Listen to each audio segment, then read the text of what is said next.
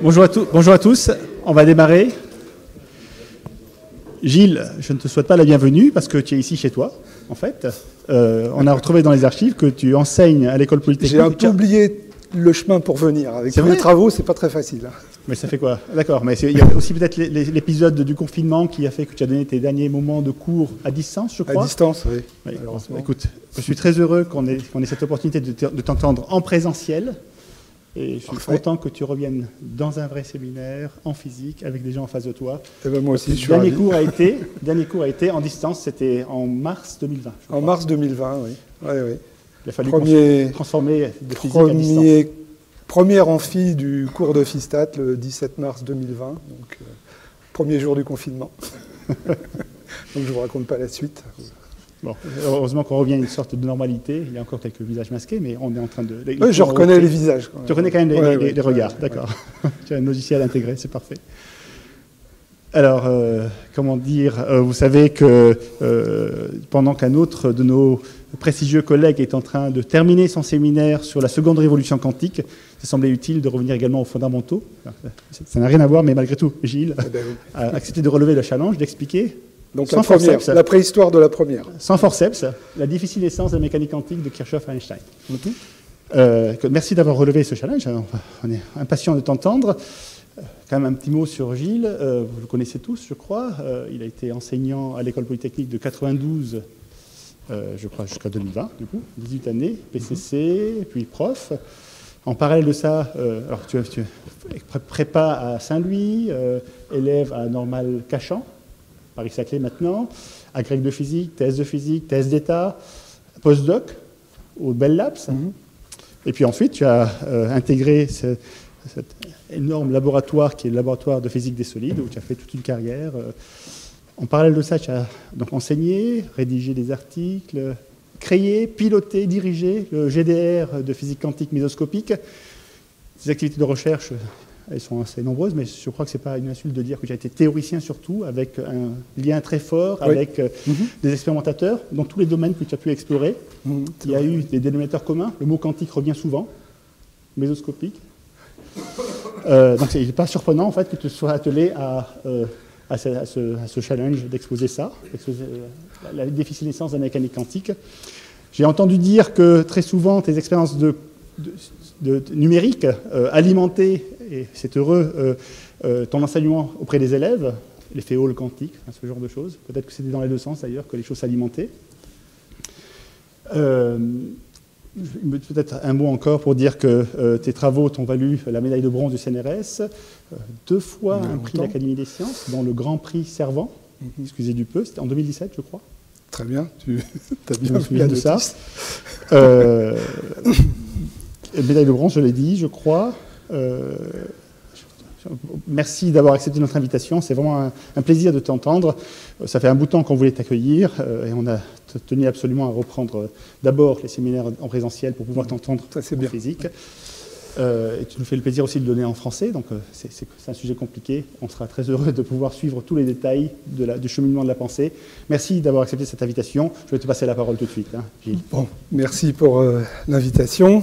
Alors c'est effectivement en enseignant le cours de Phistat à l'IX que je me suis intéressé à certains aspects. Alors il y a beaucoup de choses que beaucoup connaissent. On est tous fascinés par cette page extraordinaire de l'histoire de la physique, la date mythique du 14 décembre 1900, où Planck a fait sa présentation qui est à l'origine de cette révolution, mais il y a toute une préhistoire. Et on va voir comment justement la mécanique quantique est née des impasses de la physique statistique.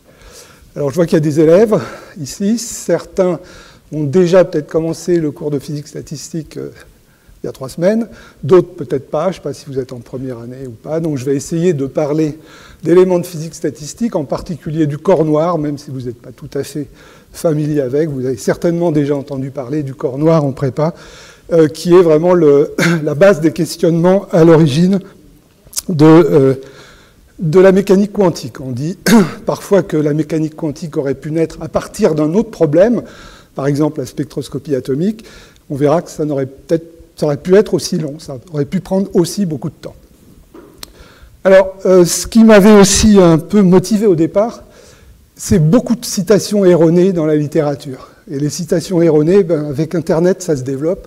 Donc vous trouvez souvent cette citation.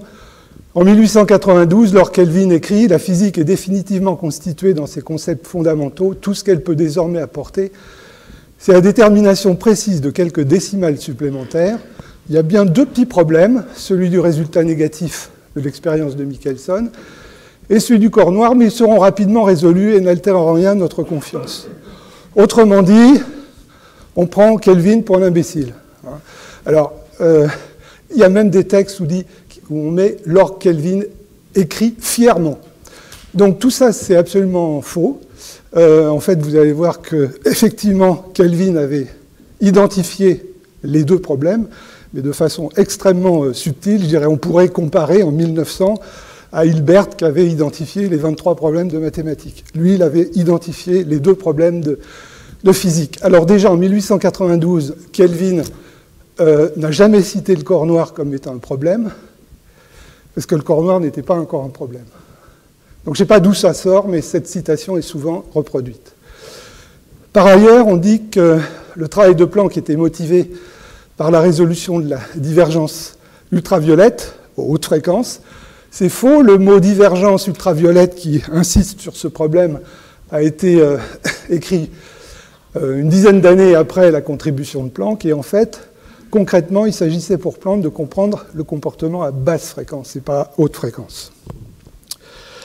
Donc, voilà l'histoire un petit peu que je vais raconter. D'abord, la préhistoire avec Kirchhoff, Stéphane, Boltzmann, Maxwell, donc les débuts de la physique statistique. Le début de la révolution avec Rayleigh et Planck. Et puis, les trois étapes dont je voudrais parler, donc 1905, Einstein avec le quantum de lumière, 1909, la dualité onde-corpuscule, et je vais terminer l'histoire en 1924 avec De Broglie, où on verra que Einstein a joué aussi un rôle important. Donc vous voyez là les deux personnages principaux. Je dirais que celui-là, c'est celui qui a lancé la pierre, et c'est celui-là qui a fait la révolution. Alors, donc 1859, petite parenthèse, même un an avant, un Anglais qui s'appelle Balfour Stewart comprend que l'absorption d'un corps est égale à sa radiation. Alors c'est encore un peu obscur. Pourquoi je cite Stewart? Parce que j'ai dans ma bibliothèque un livre de prix de mon arrière-grand-père qui s'appelle « La conservation de l'énergie », qui est un livre de vulgarisation. Donc c'est un livre de prix pour les élèves de première à l'époque, qui est excellent, qui est très très bien fait. Et en particulier, 1875, il commence à parler de physique statistique, à expliquer ce que c'est que la physique statistique. 1875, la théorie atomique n'était pas encore acceptée par tous. Hein. Et j'aime citer ce texte-là, dans les premières pages, où il explique ce que c'est que la physique statistique. La plupart du temps, nous ne savons rien ou presque des individualités, et cependant, nous possédons une connaissance définie des lois qui régissent les ensembles. C'est un très très beau livre, il est accessible sur Internet. Je vous encourage à aller voir ce livre de Balfour Stewart. Alors, un an après, Kirchhoff décrit les choses de façon un petit peu plus formelle. Il considère un corps qui reçoit une certaine puissance par unité de surface, à une température donnée, et un rayonnement de fréquence donnée. Alors, il considère que ce corps reçoit cette puissance. Il y a une partie qui peut être éventuellement réfléchie, et il y a une partie qui est absorbée. À l'équilibre thermodynamique, je ne suis pas habitué avec ce pointeur, à l'équilibre thermodynamique, évidemment, tout ce qui doit être absorbé doit être réémis, sinon le corps s'échaufferait. Hein. Donc vous avez une relation entre ce qui est réémis et tout ce qui est absorbé.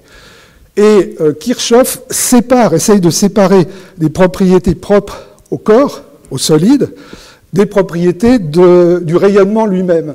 Donc il imagine un corps qui aurait une absorption parfaite, égale à 1, donc c'est ce qu'il va appeler le corps noir, et voilà le corps noir, oui. Bon, c'est bon. C'est pas exprès. Hein. Et donc pour lui, c'est une enceinte dans laquelle est piégé le rayonnement, évidemment avec un petit trou pour pouvoir mesurer les caractéristiques de ce rayonnement. Donc le pas important mis en avant par Kirchhoff, c'est qu'il existe une fonction universelle qui décrit ce rayonnement.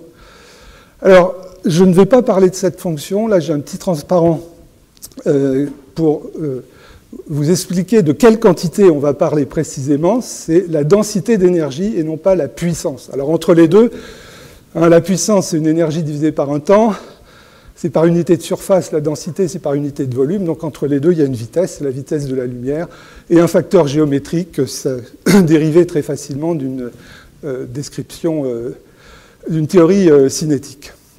Donc ce qui va m'intéresser, c'est la densité d'énergie en fonction de la fréquence et de la température, et éventuellement l'intégrale sur toutes les fréquences.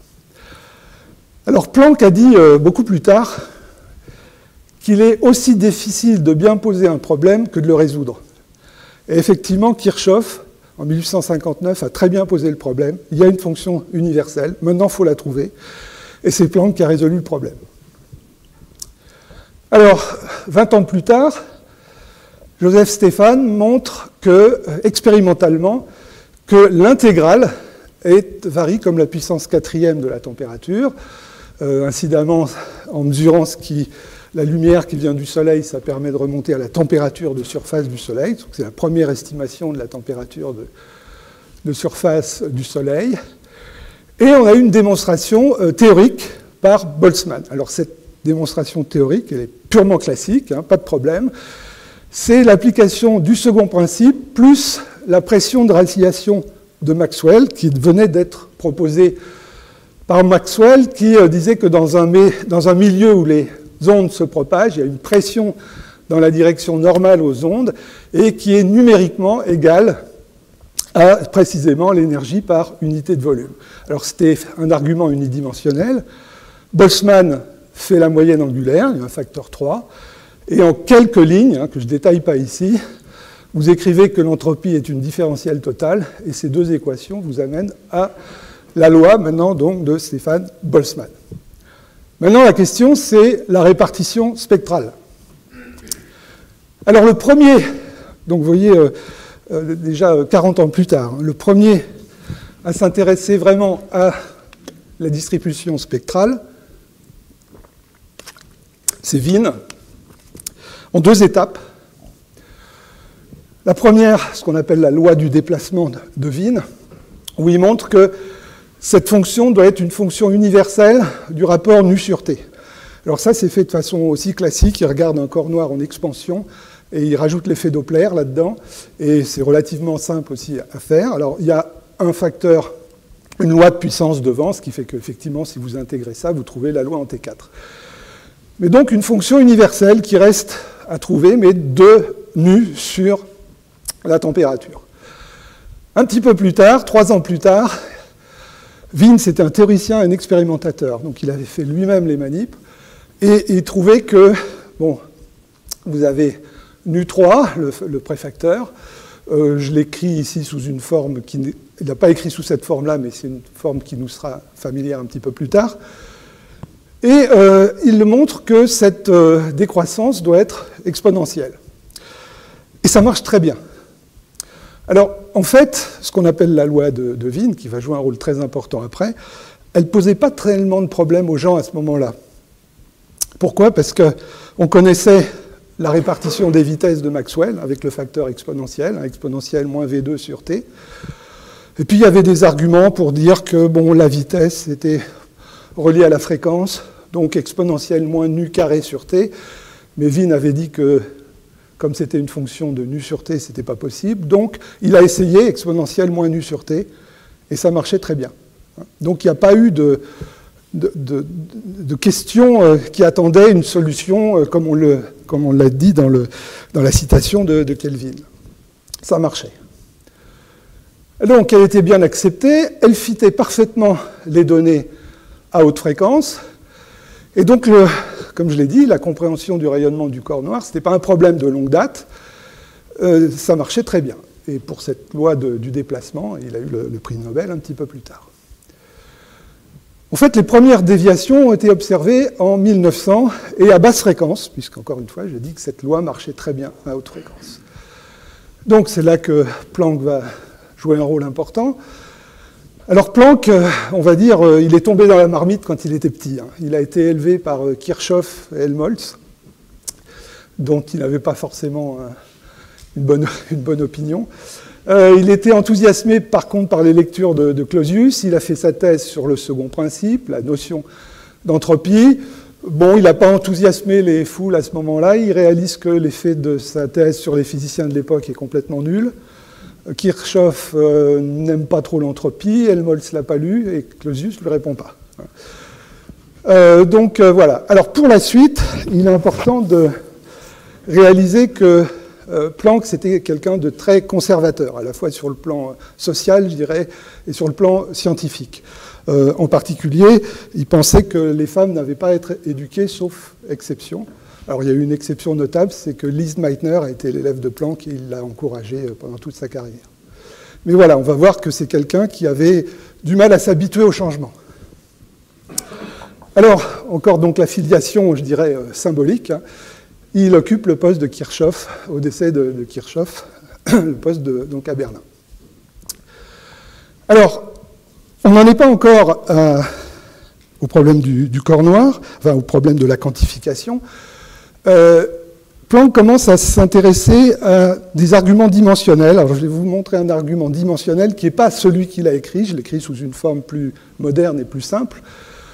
Mais tout simplement, si vous regardez de près la loi de Stefan Boltzmann, il apparaît nécessairement une nouvelle unité naturelle. Regardez, vous avez l'énergie divisée par un volume qui est une température à la puissance 4. Donc si vous cherchez des constantes fondamentales, vous avez besoin de la constante de Boltzmann, qui n'existait pas encore à l'époque, mais en tout cas quelque chose qui relie la température et l'énergie. Comme on parle de rayonnement, vous avez besoin de la vitesse de la lumière, et pour avoir quelque chose d'homogène, il faut une troisième constante. Et il découvre que cette troisième constante a les unités d'une action. Donc en fait, bien avant la quantification, etc., enfin quelques années avant, il voit que naturellement, devrait y avoir une unité naturelle d'action, et si on met une action là-dedans, ben on trouve, voilà, on ne trouve pas les préfacteurs évidemment, mais on trouve les bons préfacteurs K4 sur H3C3. Et là, il est complètement enthousiaste, parce qu'il a cette nouvelle unité d'action, et là, on n'en est pas encore à la quantification, c'est un an avant. Mais il est préparé à se polariser sur l'importance de ce qu'est l'action. Alors en fait, son analyse dimensionnelle, c'est pas tout à fait la même. Il analyse quantitativement la loi de Wien, et il voit qu'il a besoin de deux paramètres. Le préfacteur ici, et un paramètre dans l'exponentielle. Donc il va fixer ces deux paramètres avec deux quantités, la position du maximum et l'intégrale. Il trouve donc pour un de ces deux paramètres, ça vous dit quelque chose, ça s'appelle pas encore H, ça ne s'écrit pas encore H, et l'autre paramètre, on voit bien, c'est le rapport de H sur la constante de Boltzmann. Et là, il est complètement enthousiaste parce qu'il voit que s'il a cette nouvelle unité naturelle, cette nouvelle constante, par contre, il a des unités naturelles, ce qu'il appelle les unités naturelles de la nature.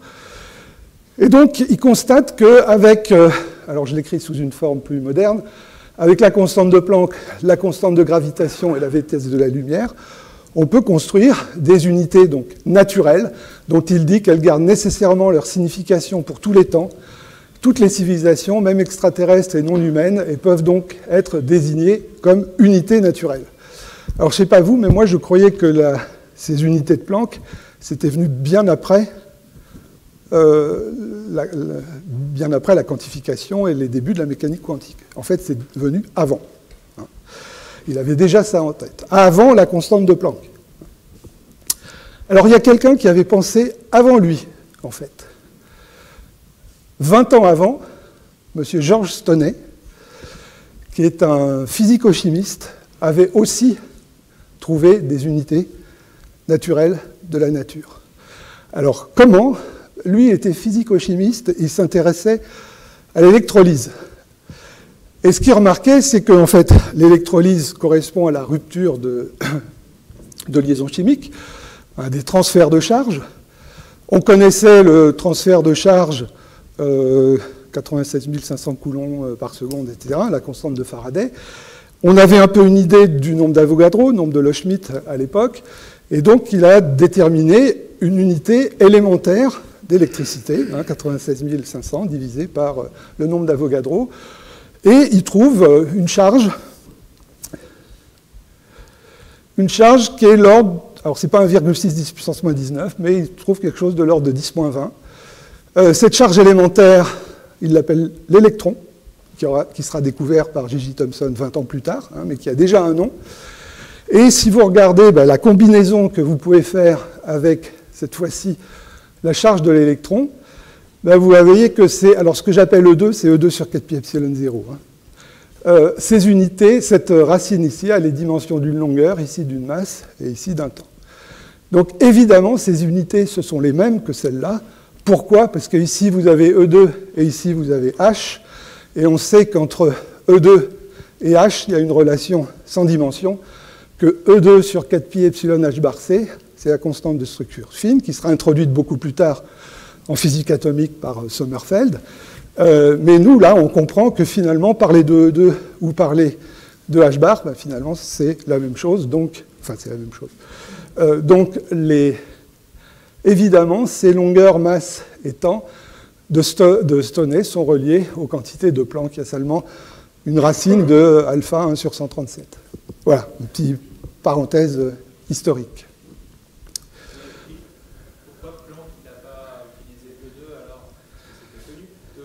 Pourquoi il a eu besoin d'introduire H? Ouais, je ne sais pas. Parce que je pense que c'est en fonction de l'intérêt, si tu veux, qu'il avait. Il était, si tu veux, la charge de l'électron. Bon, voilà, ça vient déjà. Il y avait une suspicion d'une charge élémentaire, mais ça vient quand même plus tard. J.J. Thomson, Millikan, et tout ça, c'est venu un petit peu plus tard.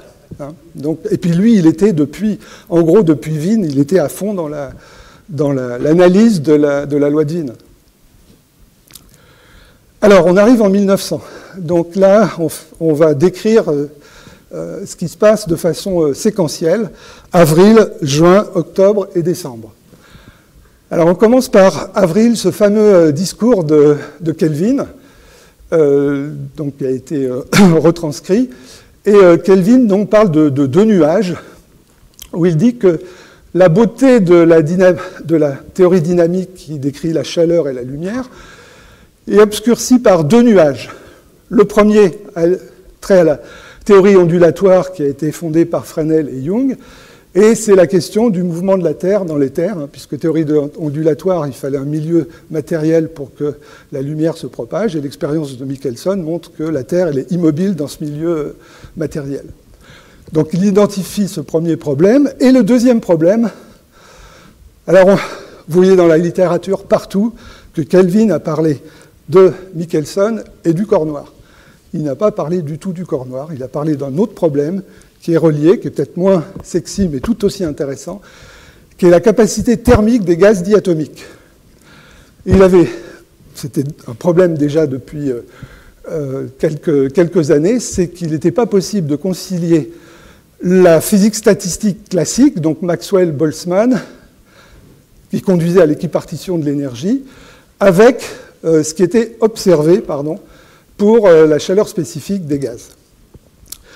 Et donc, il a vraiment... Et la suite du papier s'intéresse à l'étude de... Ça y est, je refais comme tout à l'heure. S'intéresse à la chaleur spécifique des gaz. Alors, un petit rappel, peut-être pour les plus jeunes, c'est que donc, la physique statistique classique a un de ses résultats très simples et très puissants, c'est que si vous avez une particule qui a une énergie cinétique ou une énergie potentielle, ce qu'on appelle un degré de liberté quadratique, qui varie comme le carré de l'impulsion ou de la position, à température finie, la valeur moyenne de cette quantité, c'est kT sur 2. C'est ce qu'on appelle le théorème d'équipartition de l'énergie. Alors ça, c'était très puissant. Par exemple, si vous regardez un gaz monoatomique, vous avez 3 degrés de liberté de translation dans les 3 directions. Donc l'énergie moyenne, c'est 3,5 kT.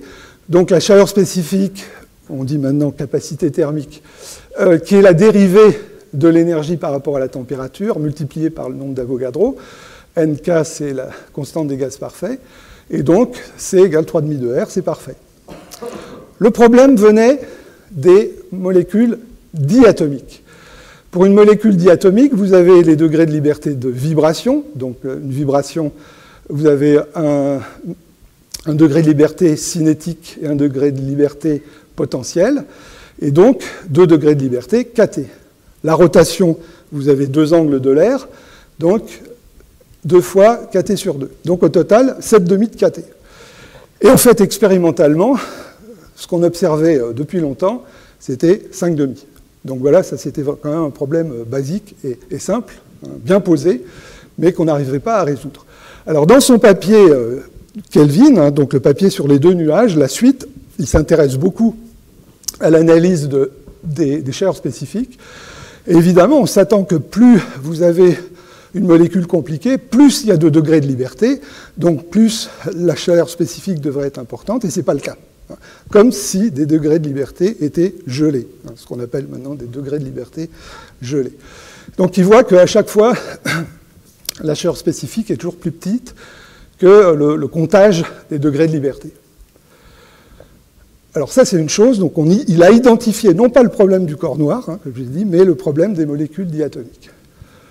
Juin 1900, Rayleigh s'intéresse au problème du corps noir, et donc qui, d'après Stewart, alors vous voyez, il parle de Stewart qui n'était pas connu sur le continent. Stewart était anglais, Rayleigh était anglais. Donc il s'intéresse à déterminer cette fonction en fonction de la température et de la longueur d'onde. Alors moi, je vais toujours parler de fréquence, je pense que c'est plus simple de l'expliquer comme ça. Et donc pour Rayleigh, alors là, il fait un saut extrêmement important. C'est que pour lui, le rayonnement électromagnétique, ce sont des vibrations. Et donc à ces vibrations, à ces modes de vibration, on peut associer une énergie moyenne kT sur 2. Donc comme vous avez le champ électrique et le champ magnétique, vous avez kT par fréquence. Donc il suffit de multiplier par le nombre de modes de fréquence donnés. Ça, il savait très bien faire. Rayleigh, c'était spécialiste des ondes sonores, et pour les ondes sonores comme pour les ondes lumineuses, compter le nombre de modes dans une boîte, c'est très simple. Et donc il savait calculer le nombre de modes dans une boîte, qu'elle soit sonore ou lumineuse. Et donc il s'attendait à ce résultat. Ce qui ne correspond pas du tout à la loi de Wien. Donc vous voyez nu2 au lieu de nu3. Et puis voilà, il y a un problème, c'est que ici, à haute fréquence, ça continue. Ça va pas. Comment continuer à haute fréquence? Donc il explique qu'il expose les difficultés de la doctrine de Maxwell-Boltzmann. Selon cette doctrine, tous les modes de vibration devraient être également favorisés, donc on devrait avoir kT pour tous les modes, et pour une certaine raison inexpliquée, donc il pose la question, il semble possible que ça n'apparaît que pour les modes de basse fréquence, et il rajoute à la main, il bricole un truc entre les deux, il rajoute une exponentielle, mais ça n'est plus la loi de Wien, puisqu'il faut que ce soit en U3. Alors on arrive en octobre, le 7 octobre. Donc jusque-là, la formule de Wien marchait très bien, fitait très bien les données haute fréquence, et on commence à voir, donc, dans 2 labos allemands, en particulier à Berlin, des mesures qui montrent des désaccords avec un S, avec la formule de Wien à basse fréquence. Alors le premier qui s'est posé des questions avec un S, c'est Rayleigh, qui lui prédit justement un comportement à basse fréquence qui n'est pas celui de la loi de Wien, mais là, apparemment, il n'y avait pas de communication entre Rayleigh d'une part et le groupe de Planck, en tout cas pas à cette époque-là. Donc les expérimentateurs ne sont pas au courant de cette loi, et Rayleigh probablement n'est pas au courant des nouvelles expériences d'octobre. Et donc, des expériences donc, à Berlin dans le groupe de Heinrich Rubens, à très basse très basse fréquence, vous voyez, on est dans les grandes longueurs d'onde, à très haute température, donc on est par là. Et effectivement, il voit que finalement, il y a quelque chose qui ne varie pas du tout en U3, mais plutôt en U2 et surtout proportionnel à la température. Donc, ça ne va pas du tout, et le problème, pour l'instant, il est là.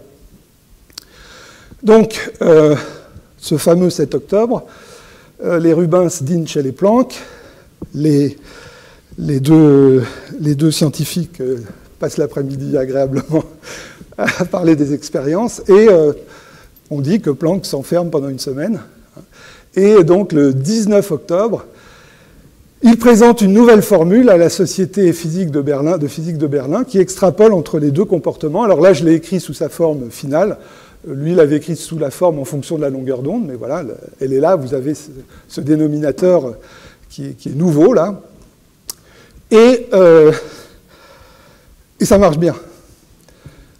Alors, ce que je vais faire maintenant, c'est vous montrer le premier, parce qu'il y a eu octobre et décembre, hein. Donc le premier raisonnement de Planck pour interpoler, il n'y avait pas de physique, hein, pour interpoler entre deux formules. Alors d'abord, un travail de Planck important dans les années qui ont précédé. Contrairement à Rayleigh, et je le dirai plusieurs fois, Planck ne s'intéresse pas au rayonnement. Pour lui, ce qui oscille, ce sont des oscillateurs qui tapissent le corps noir. Et il se pose la question comment un oscillateur chargé, donc ce qu'on appelait à l'époque un oscillateur de Hertz, comment un oscillateur chargé est en équilibre et forcé par le rayonnement. Et il trouve que l'énergie moyenne de cet oscillateur est proportionnelle à la densité du rayonnement, avec ce facteur-là qu'on a déjà vu, qui, pour Rayleigh, est précisément la densité de mode. Hein, d'accord ? Mais il tombe sur la même formule. Mais les oscillateurs ne sont pas les mêmes quantités. Donc pour lui, il relie le problème, un problème plus simple, quelle est l'énergie moyenne d'un oscillateur à la température T. Il n'est pas forcément à l'aise avec l'énergie en fonction de la température. Pour lui, il est plus à l'aise, il pense entropie plus facilement que température. Et d'ailleurs, en physique statistique, c'est la température qui se déduit de l'entropie. Donc au lieu, à l'aide de cette formule-là, au lieu de s'intéresser à U de T, il va s'intéresser à S de U. Et donc, la question maintenant, c'est de trouver cette expression S de U, ou plutôt cette dérivée seconde, là. Alors, on se demande un petit peu ce qu'elle vient faire. Alors, lui, il dit que ça a un sens physique simple. Je reviendrai là-dessus après. Et ce qu'il décide de faire, c'est de partir des deux limites expérimentales, la loi de Wien, et de transformer U de T en S de U. Alors vous voyez ici, par exemple, pour la loi de Wien, donc 1 sur T, c'est log de U. Donc ds sur du, c'est log de U. Donc la dérivée seconde, c'est 1 sur U. Donc l'inverse de la dérivée seconde, c'est U. Hein, donc vous voyez, c'est des calculs très très faciles à faire. Ça, c'est haute fréquence. Basse fréquence, je ne l'appelle pas la loi de Rayleigh, là, c'est expérimental, donc c'est la loi de Rubens. Vous faites le même exercice et vous trouvez que ça varie comme U carré. Vous voulez interpoler entre U et U carré. Qu'est-ce que vous faites? Ben, vous faites la somme. Donc l'intuition de Planck, ça a été de faire la somme. Il redébobine dans l'autre sens pour, à partir de S de U, trouver U de T, et il trouve cette relation-là. Et il voit que ça marche, et il en parle à Rubens, il fait en octobre donc, cette présentation à la Société de physique. Donc ça, c'est le premier acte. Cette formule-là, donc je mets ça sous la forme finale, hein, cette formule-là, je l'ai mise sous sa forme actuelle avec les constantes KB et H, et je l'ai écrite au tableau. Je pense que ce n'est pas la formule qui vous est la plus familière, mais vous allez voir qu'elle est extrêmement importante, et donc on reviendra sur cette formule tout à l'heure. Donc ça, c'est équivalent à ça. Hein, d'accord ?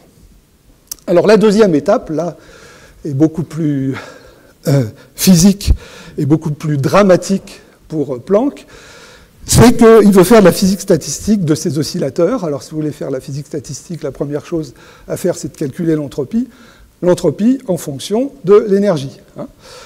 Alors l'entropie, c'est un comptage d'états. Si vous voulez compter des états, il faut les dénombrer.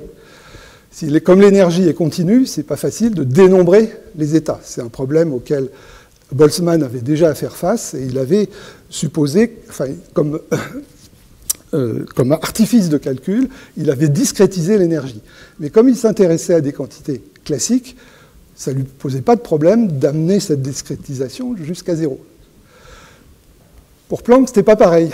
Donc, le calcul, dans son principe, est simple. Vous voulez répartir l'énergie totale, que vous allez couper en petits morceaux, entre ces m oscillateurs. Donc, comment répartir ces n morceaux sur m oscillateurs, hein, donc c'est de la combinatoire simple, hein, combien de boules dans m cases. Voilà le résultat. Il calcule l'entropie. L'entropie totale en fonction de l'énergie totale, et puis réécrit ça pour l'entropie par oscillateur, donc on va diviser l'entropie par m et puis l'énergie par m, et il tombe sur cette formule. Et là, c'est l'extase, parce qu'il réalise que ce résultat-là, c'est le même que celui-là. Si je prends la dérivée seconde ici, je vais obtenir ceci, à condition de remplacer epsilon par h nu. Donc, voilà, il fait face à ce problème-là, c'est que finalement, ceci est équivalent à la formule de Planck, ceci est équivalent à cette formule de l'entropie, donc tout va bien, mais on est obligé de discrétiser l'énergie. Et donc, il présente le 14 décembre 1900 sa nouvelle formule et sa démonstration à la Société de physique. Et bon, il dira souvent plus tard que ça a été un acte de désespoir, parce que ça rentrait, je reviendrai un peu plus tard là-dessus d'ailleurs, ça bousculait toutes ces idées sur la physique classique. Il a essayé beaucoup de donner une interprétation classique à H, et il n'y est pas arrivé. Et puis c'était quand même le triomphe de l'électromagnétisme de Maxwell, hein, qui expliquait absolument tout. Et le Maxwell, par essence, l'électromagnétisme, c'était une théorie du continu. Donc il essaye de s'en sortir en disant qu'en fait, il pose le problème au niveau de l'interaction entre la matière, entre les oscillateurs et la lumière. C'est-à-dire que l'un et l'autre pourraient peut-être être continus, mais ce sont les transferts d'énergie qui sont discontinus. Donc là, il n'ose pas aller beaucoup plus loin. Alors incidemment, il introduit les deux constantes qu'on avait déjà vues un petit peu par l'argument dimensionnel. Il les connaissait plus ou moins déjà avec la loi de Wien. Alors ce qu'il appelait B avant, il l'appelle H pour bien insister que c'est une quantité auxiliaire. Hein, je crois que ça veut dire auxiliaire en allemand. Hein. Et puis le rapport de la constante des gaz parfaits sur le nombre d'Avogadro, qu'il introduit, qu'il appelle K et qu'il appelle la constante de Boltzmann. Donc c'est Planck qui a introduit la constante de Boltzmann en hommage à Boltzmann.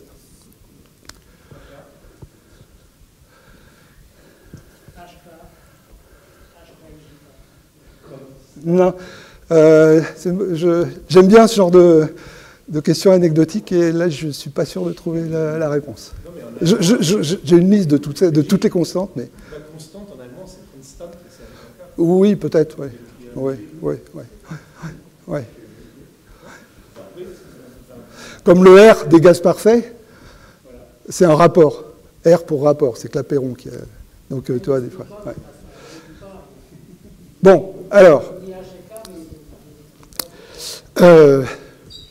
la véritable révolution, c'est 1905, Einstein. Alors, Einstein, lui, il a compris qu'il y a deux points de vue. Pour Planck, les oscillateurs tapissent la paroi du corps noir et échangent l'énergie par saut. Par contre, Einstein va prendre le point de vue de Rayleigh, c'est-à-dire que les oscillateurs sont eux-mêmes les modes du champ électromagnétique. Donc on oublie les bords du corps noir, on s'intéresse à la lumière. Et donc il comprend l'argument de Rayleigh, qui est parfaitement correct, mais dans la limite classique de basse fréquence. Et évidemment, on ne peut pas poursuivre cet argument à haute fréquence. Il écrit explicitement cette intégrale dans son papier. Et donc il considère que la physique nouvelle, c'est dans la loi de Wien. Alors, il va travailler sur la loi de Wien, un petit peu comme Planck qui avait transformé la loi de Wien en relation entre l'entropie et l'énergie, mais cette fois-ci entre l'entropie et le volume. Et par le même genre de manipulation,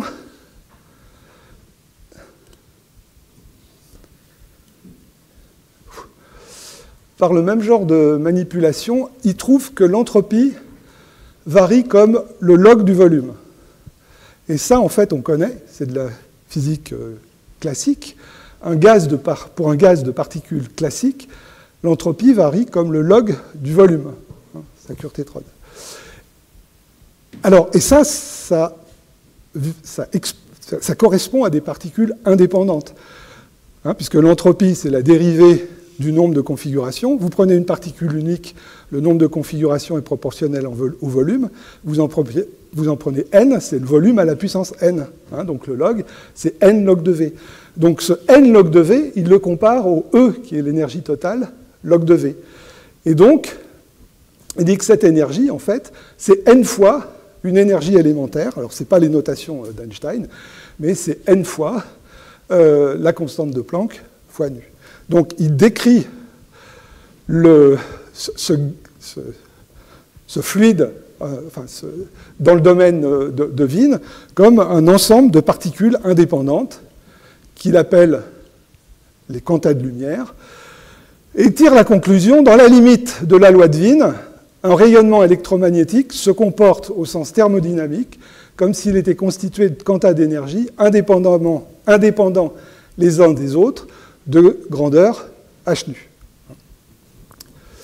Voilà, donc là c'est vraiment un point de vue complètement nouveau, c'est dans la première partie du papier, et comme il a ces particules qui ont une énergie h nu, eh bien il voit que ça peut expliquer l'effet photoélectrique, qui ont réalisé que l'énergie cinétique des électrons arrachés ne dépend pas de l'intensité du rayonnement, mais de la fréquence. Donc avec h nu, si l'énergie est supérieure à une certaine énergie d'extraction, eh bien avec h nu, on communique de l'énergie cinétique aux électrons. Et ça a mis énormément de temps à être accepté.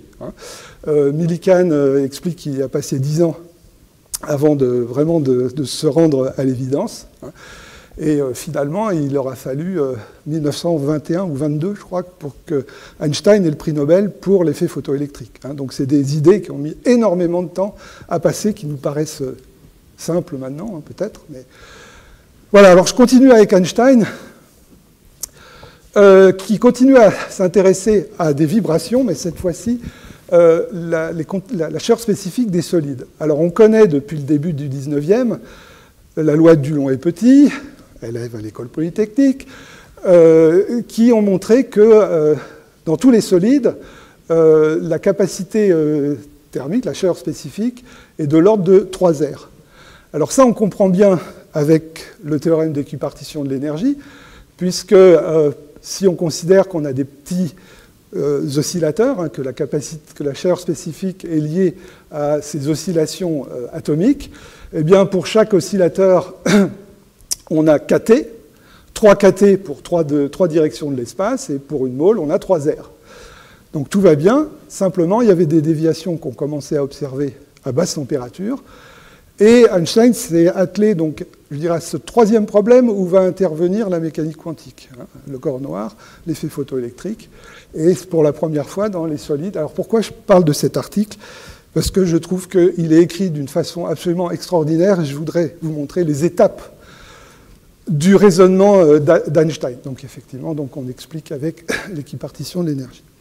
Alors la première étape, une étape d'induction, alors que jusqu'à présent, nous nous imaginions les mouvements moléculaires comme régis par les mêmes lois que celles qui valent pour les mouvements des corps de notre monde sensible, nous nous voyons maintenant contraints de faire l'hypothèse selon laquelle la multiplicité des états que peuvent prendre les ions susceptibles d'effectuer des oscillations de fréquence déterminées est plus faible que dans le cas des corps de l'expérience commune, puisqu'il faut admettre que l'énergie élémentaire ne peut prendre que des valeurs quantifiées. Si l'énergie élémentaire ne peut prendre que des valeurs quantifiées, c'est le même problème que la théorie de Planck. Donc si la théorie de Planck est vraiment au cœur du problème, il faut suivre la même démarche. Donc on va faire comme Planck, on va considérer ces oscillateurs, il considère que les atomes, c'est des petits oscillateurs autour de leur position d'équilibre, et donc d'après la théorie du rayonnement de Planck, on doit attendre, au lieu de kT, on doit attendre la loi de Planck. Et puis bon, voilà, ça marche assez bien. Et comme dans beaucoup de ces articles à cette époque-là, je ne connais pas tous ces articles, donc je ne sais pas, mais il finit toujours par comparer avec l'expérience et les limitations du modèle. Et il voit deux limitations. La première, c'est que tous les corps solides conduisant l'électricité contiennent des masses élémentaires libres, des électrons libres, les métaux, contribuant à la chaleur spécifique. Donc ça devrait entrer en ligne de compte. C'est la chaleur spécifique linéaire en T des métaux. Mais évidemment, il n'avait pas à sa disposition les outils, puisqu'il n'y avait pas le principe de Pauli, il n'y avait pas les fermions, etc. Mais il avait bien vu le problème, déjà. Le deuxième, c'est que, évidemment, l'hypothèse selon laquelle les entités élémentaires ont des fréquences d'oscillation constantes est sans doute irrecevable. On sait bien que ces oscillateurs sont couplés, et que le couplage va lever la dégénérescence entre tous les modes d'oscillation, et ça, c'est le modèle donc, de Debye qui va donner une meilleure explication à la dépendance en température. Mais vous voyez comment procède Einstein. Je dirais peut-être concrètement, contrairement à Planck, il est très pragmatique. Il voit un problème, on ne peut pas s'en sortir, il faut continuer. Vous voyez les étapes de cette discussion ici. Alors, le congrès Solvay, le premier congrès Solvay 1911, c'est le premier congrès où on va réunir tous les scientifiques de l'époque. Il a été organisé par Nernst, qui faisait toutes ces expériences sur les chaleurs spécifiques et qui avait été convaincu par les travaux d'Einstein.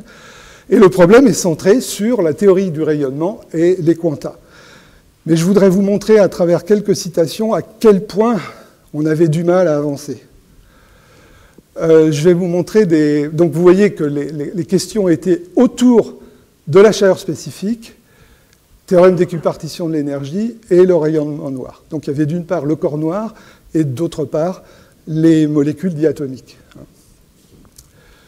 Alors, celui qui introduit la conférence, c'est Lorentz, qui pose très bien le problème. Si des particules peuvent vibrer avec une fréquence déterminée par leur nature, comment se fait-il que ces vibrateurs restent entièrement muets tant qu'on n'a pas atteint une température suffisamment élevée? Ce sont des questions de ce genre auxquelles Planck et Einstein ont trouvé une réponse pour sa remarquable hypothèse des éléments d'énergie. Si T est inférieur à H nu, ça ne vibre pas. Hypothèse qui a trouvé des vérifications inattendues et qui mérite bien d'être le sujet principal de nos discussions. Donc c'est vraiment sur le problème de la quantification et les quanta. Mais il faut encore savoir ce que c'est, qu'est-ce qu'on met derrière ce mot. Par exemple, Rayleigh, qui n'avait pas pu être présent, envoie une lettre.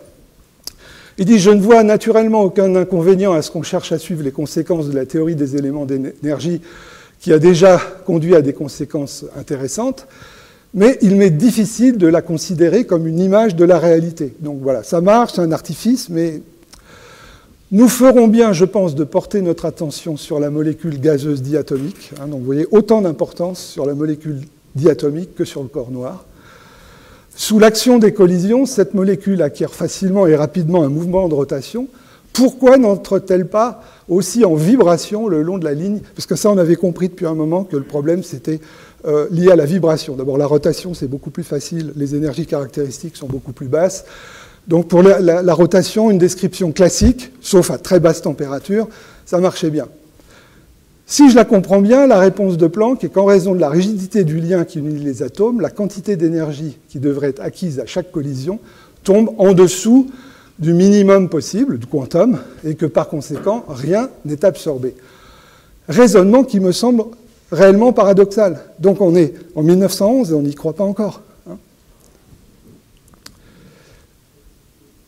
Planck, alors là c'est vraiment dans ce paragraphe qu'il exprime son déchirement. Quand on songe à la confirmation expérimentale complète qu'a reçue l'électrodynamique de Maxwell par les phénomènes d'interférence les plus délicats, quand on songe aux difficultés extraordinaires que son abandon entraînerait pour toutes les théories des phénomènes électriques et magnétiques, on éprouve quelques répugnances à en ruiner de prime abord les fondements. Pour cette raison, nous laisserons de côté, enfin lui dans son exposé, dans ce qui va suivre, l'hypothèse des quantas de lumière, d'autant plus que son développement reste encore assez primitif. Donc lui, il continue évidemment avec la quantification, mais pas la quantification du rayonnement lui-même. Hein. Les quantas de lumière, il n'y croit pas. Alors le plus acharné, c'est Jeans. Alors Jeans, vous connaissez la formule de Rayleigh-Jeans. Alors il a son nom à la formule parce que Rayleigh a fait une erreur d'un facteur 8 et donc il a corrigé l'erreur. Donc voilà, ça s'appelle la formule de Rayleigh-Jeans. Non, mais je pense que c'était un bon physicien, mais il a passé beaucoup de temps à essayer, entre 1900 et 1905 d'ailleurs, à essayer de comprendre pourquoi le théorème d'équipartition ne marchait pas pour les vibrations. Et son truc, c'était que les vibrations mettent beaucoup plus de temps à arriver à l'équilibre thermique. Donc on ne les voyait pas. Donc l'échange d'énergie entre la matière et l'éther s'accomplit avec une lenteur extrême si on en vient aux petites longueurs d'onde, et l'état d'équilibre ne se réalise que dans un temps infini qu'il ne précise pas. Et donc, que ce soit pour les molécules diatomiques ou pour le rayonnement, on va montrer que les vibrations, il y a des termes efficaces, c'est-à-dire qui viennent à l'équilibre, et des termes non efficaces, donc qui ne s'équilibrent pas, donc on ne voit pas dans le théorème d'équipartition. Et on peut montrer que des vibrations ne correspondant qu'à des termes non efficaces dans l'expression de l'énergie, le temps nécessaire, on peut montrer que des vibrations ne correspondent qu'à des termes non efficaces, car le temps nécessaire pour que ces vibrations s'établissent de manière appréciable par suite des collisions se mesure probablement en siècles au moins. Et pareil pour le rayonnement, il part de la formule de Rayleigh avec un facteur qui est efficace pour les grandes longueurs d'onde et qui n'est pas efficace pour les petites longueurs d'onde. C'est justement le facteur de Planck. Mais bon, voilà. Alors, donc, ça exprime quand même le fait qu'on essayait encore de s'accrocher aux anciennes idées, et à un point que, donc, il explique, donc, toujours dans son exposé, pour expliquer qu'il y a des termes efficaces et non efficaces, représentons les diverses capacités d'un système dynamique pour l'énergie par un système de réservoirs reliés entre eux par des tuyaux de différentes sections. Quelques réservoirs communiqués assez largement pour que l'égalité de niveau s'établisse entre eux.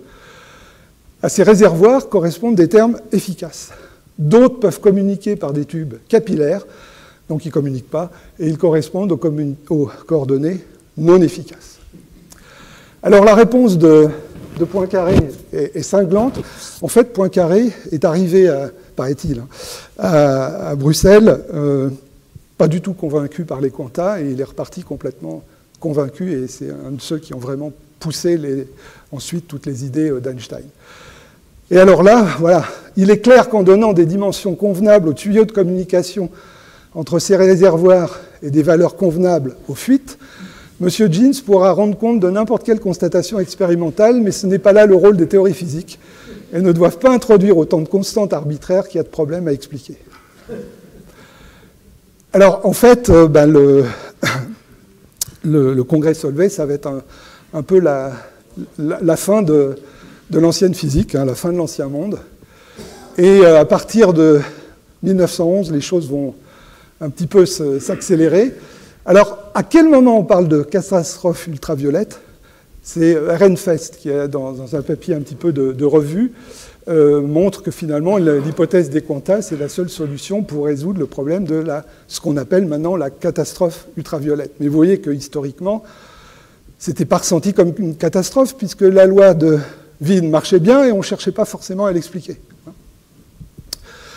Par un papier aussi assez difficile à lire, Poincaré montre que l'hypothèse des quantas, c'est la seule qui conduise à la loi de Planck. Et puis, Jeans fait son mea culpa. J'ai consacré plusieurs années de ma vie à une tentative qui s'est avérée tout à fait infructueuse pour concilier les lois du rayonnement et la mécanique classique. J'ai bien dû me rendre à l'évidence que tous les faits sont contre nous, alors que la nouvelle mécanique, fondée sur l'hypothèse des quantas, comporte exactement la capacité d'expliquer et de prédire les faits qu'on attend d'une vérité nouvelle encore balbutiante.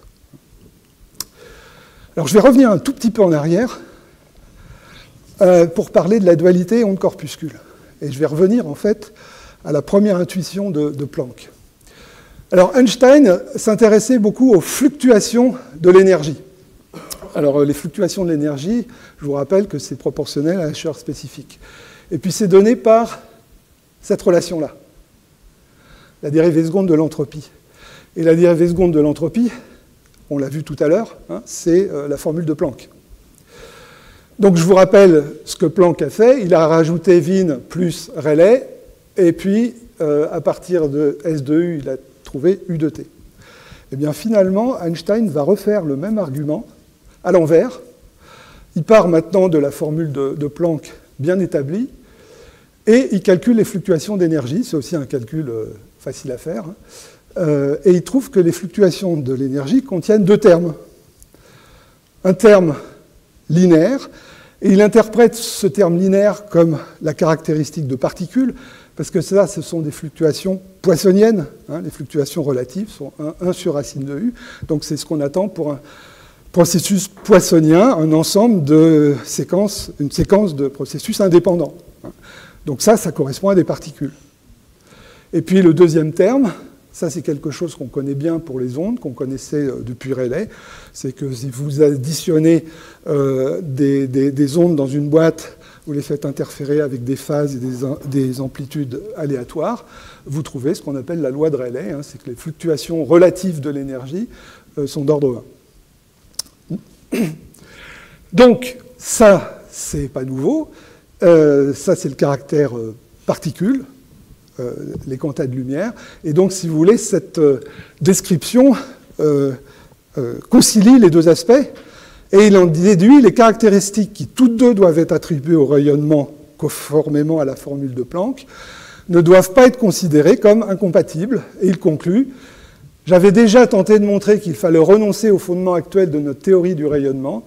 À mon avis, la prochaine phase de l'évolution de la physique théorique débouchera sur une théorie de la lumière que l'on pourra interpréter comme une espèce de synthèse entre la théorie ondulatoire et la théorie corpusculaire de l'émission. Elles ne doivent pas être considérées comme incompatibles. »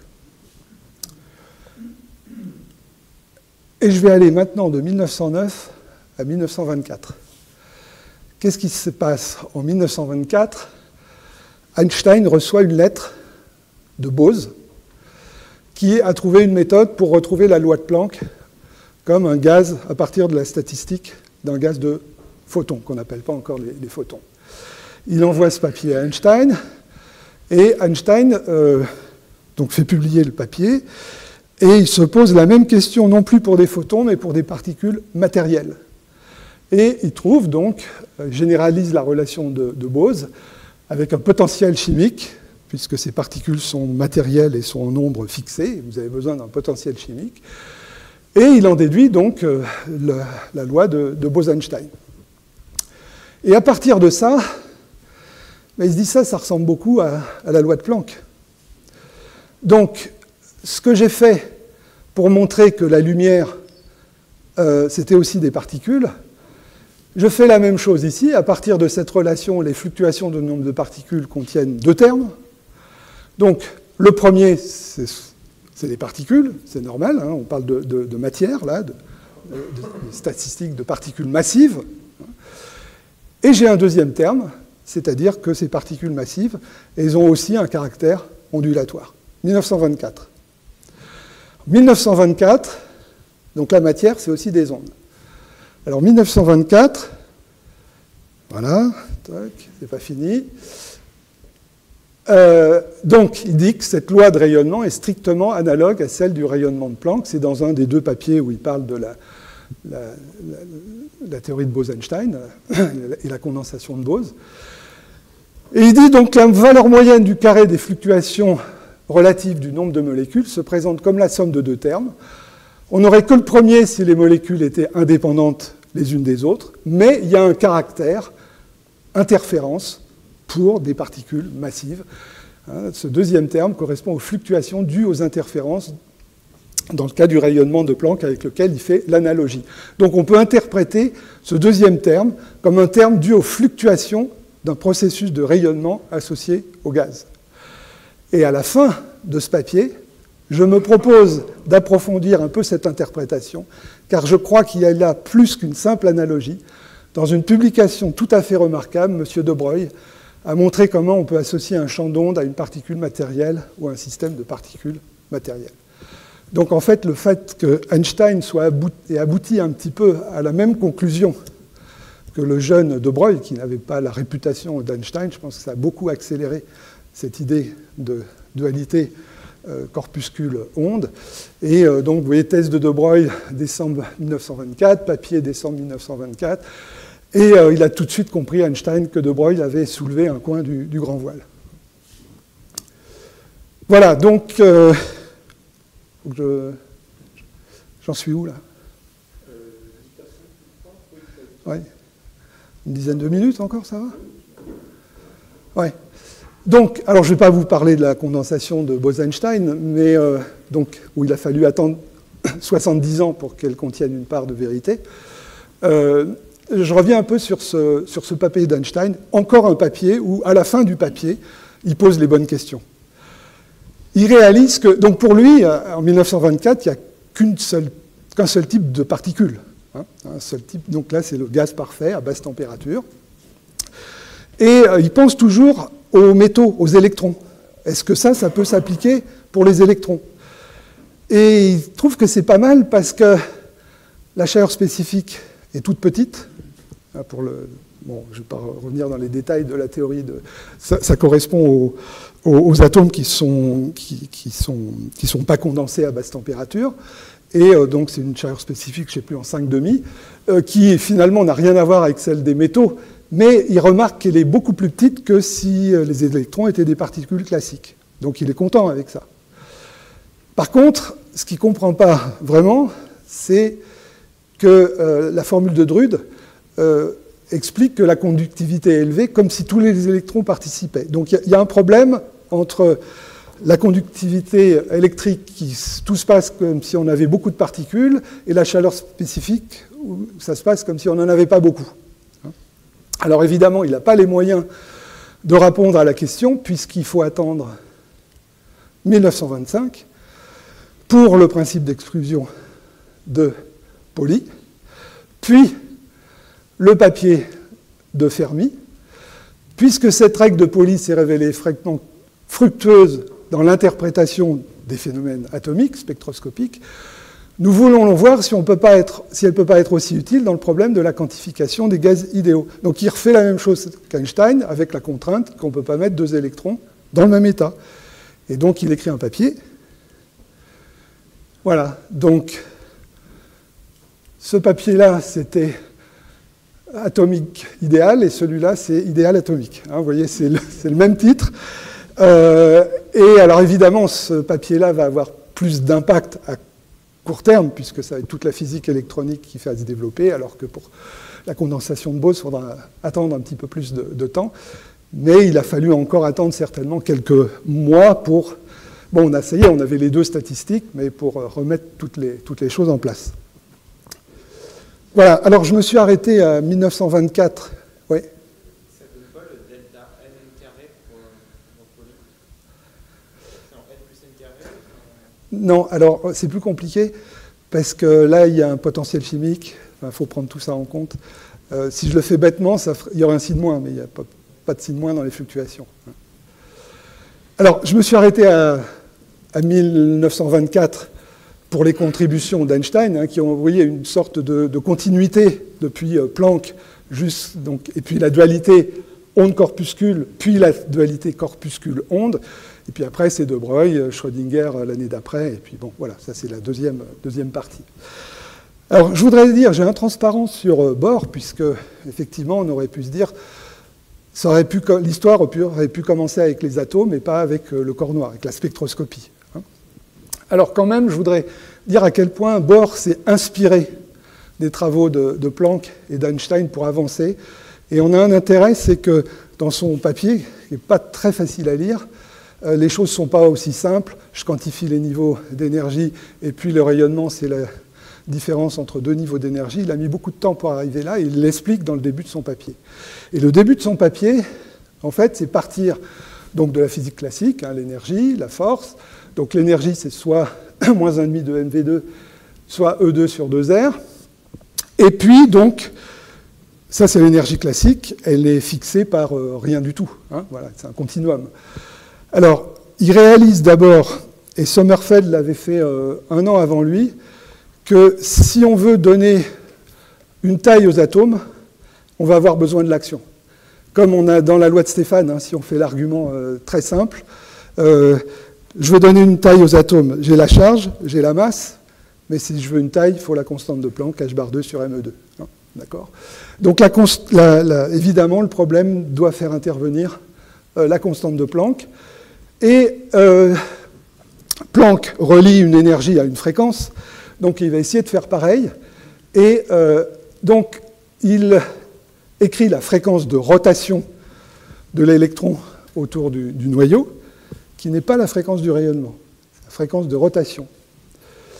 Et il écrit donc l'énergie, non pas en fonction de la vitesse ou de la distance, mais en fonction de la fréquence.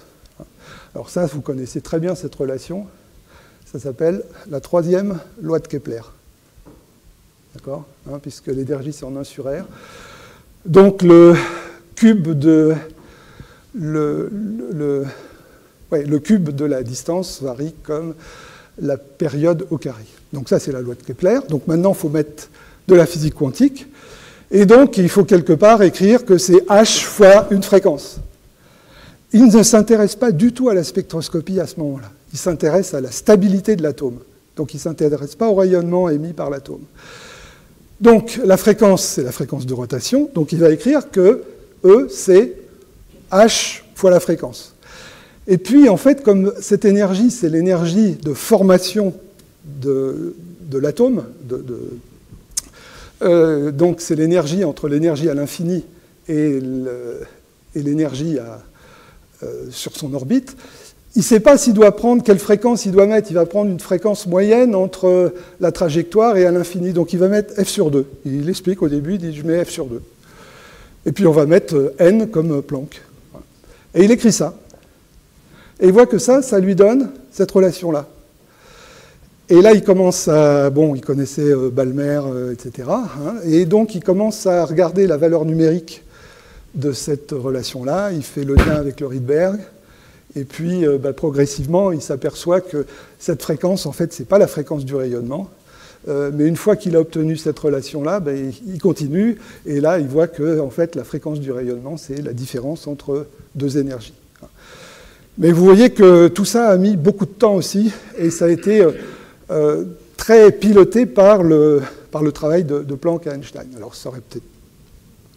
S'il n'y avait pas eu le corps noir, on aurait fini peut-être par trouver la constante de Planck de cette façon-là, mais ce n'était peut-être pas si évident. Il y avait quand même besoin de cette étape, finalement, extrêmement longue, entre 1900 et 1913.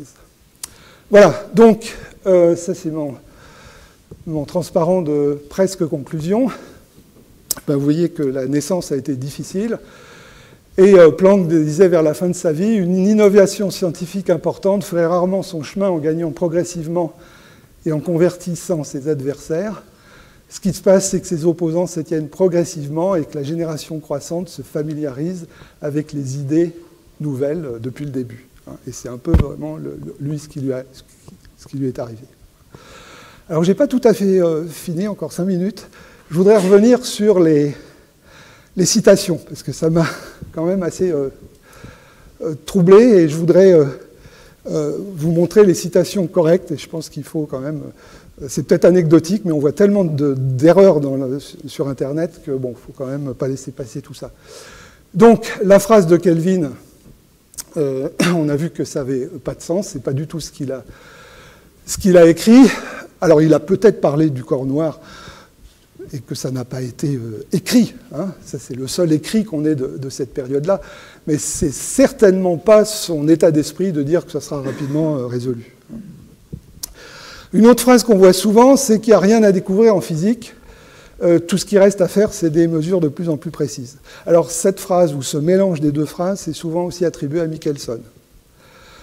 Alors, je vais vous montrer les citations de Michelson, et ce n'est pas tout à fait ce qu'il a écrit ici. D'abord, Michelson, c'était un expérimentateur qui vantait donc des expériences les plus précises possibles. Et à l'inauguration de son laboratoire, il a écrit, enfin il a prononcé ce discours qui a été retranscrit. C'est que bon, on n'est jamais sûr de faire des découvertes aussi extraordinaires que dans le passé, et il est possible que la plupart des grands principes ont été définitivement établis, et que c'est dans l'application rigoureuse de ces principes qu'on va peut-être pouvoir trouver des choses nouvelles. Et c'est là que la science de la mesure montre son importance, parce qu'un travail quantitatif est aussi intéressant qu'un travail qualitatif. Donc il vante, c'est quand même lui qui a l'expérience de Michelson, etc. Donc il est un exemple même du besoin d'un travail extrêmement précis.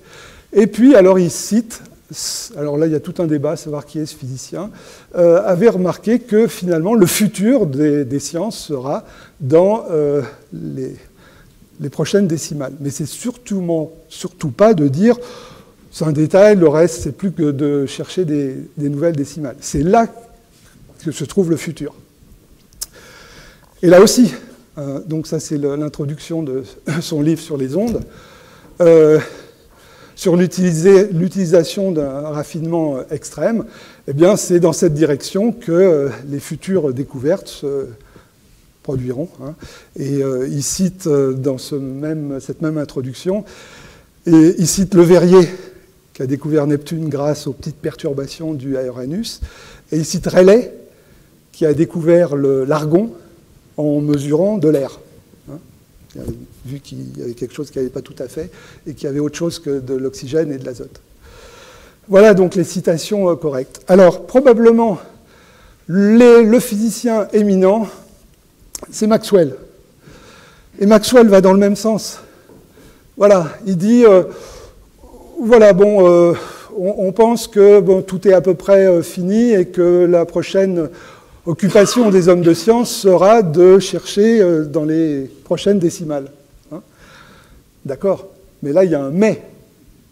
Lui, justement, il dit que ces nouvelles régions, pour les découvrir, il faut aller au-delà des méthodes les plus rough, les plus rudes des premiers pionniers. Et donc tous ces gens-là sont des gens extrêmement brillants et qui certainement n'ont pas dit voilà, tout est fini, il faut aller voir les décimales. Alors en fait, Planck mentionne une personne, un de ses profs, qui s'appelle M. von Joly, qui l'avait découragé de faire de la physique parce qu'il pensait que voilà, il y avait... Mais bon, ça n'a pas été non plus établi comme ça de façon une phrase. Bon, von Joly, on n'en parle pas. Par contre, on parle de Michelson et de Kelvin, donc je pense que c'est important de considérer que c'était des gens très intelligents. Voilà, alors en fait, ces citations, bon voilà, je fais un petit peu de publicité pour mon site. J'ai regroupé toutes ces citations, celles-là et d'autres, sur une page. Et puis, si vous voulez voir, j'avais essayé de simplifier donc, les deux intuitions de Planck qui ont été posées il y a quelques années comme problème de physique statistique. Et la même chose pour la dualité auto-corpuscule avec les deux termes, donc le terme ondulatoire et le terme de Poisson. Et puis j'ai aussi regroupé pas mal de papiers historiques, moi, dont je me sers beaucoup pour aller voir un peu toutes ces contributions de façon simple, parce qu'ils ne sont pas toujours faciles à trouver. Voilà, je vous remercie.